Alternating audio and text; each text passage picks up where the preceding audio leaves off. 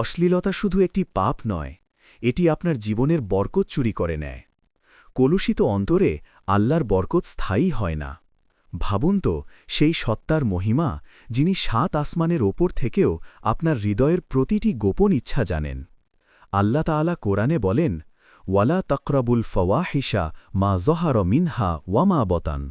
অর্থ, আর অশ্লীল কাজের নিকটবর্তী হবে না, তা থেকে যা প্রকাশ পায় এবং যা গোপন থাকে।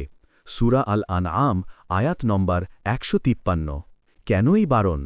কারণ অশ্লীলতা শুধু একটি কাজ নয়, এটি আপনার পবিত্র অন্তরকে কলুষিত করে। এটি আপনার আর আল্লাহর মাঝে একটি পর্দা ফেলে দেয়, অন্তরকে কলুষিত করে। আল্লাহ চান না তার প্রিয় বান্দার হৃদয় মলিন হোক। তিনি চান আপনি যেন তার মহিমার দিকে পূর্ণ মনোযোগ দিতে পারেন। এটাই যে তিনি আমাদের রক্ষা করতে চান।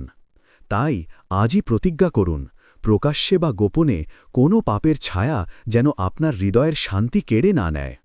আল্লাহ আমাদের অশ্লীলতা ও সব ধরনের গুনাহ থেকে দূরে থাকার তাওফিক দান করুন।